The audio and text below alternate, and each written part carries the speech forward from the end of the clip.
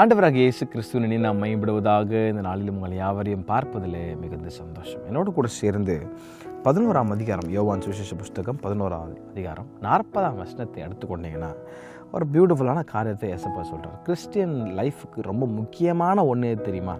எது சொல்லுங்கள் பார்ப்போம். விசுவாசம்.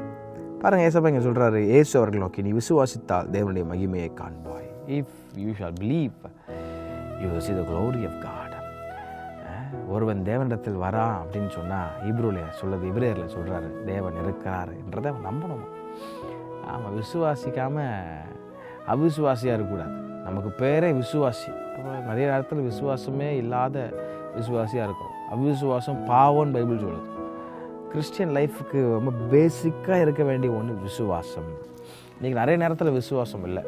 30 லட்சம் பேர் என் கர்த்தர் கொண்டு போய் கானான் தேசத்தில் விடுறேன்னு சொன்னார்.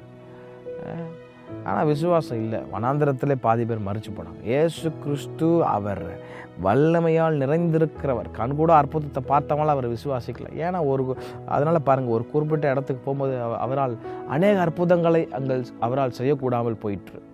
ஜீசஸ் கிரைஸ்ட் கெப்பாசிட்டிலாம் இல்லாமலாம் இல்லை. அவரால் அங்கே அநேக அற்புதங்களை செய்யக்கூடாமல் போகிறதுக்கு காரணம் அவர்களுடைய அவ்விசுவாசத்தை நிமித்தம். உள்ளத்தில் ஃபெய்த் இல்லை, விசுவாசம் நம்பிக்கை இல்லை. இது எங்கே நடக்க போகுது அப்படி ஒரு ஏதனமாக ஒரு அப்படிலாம் இருந்தோன்னு சொன்னால் ஒரு நாளும் நடக்காது.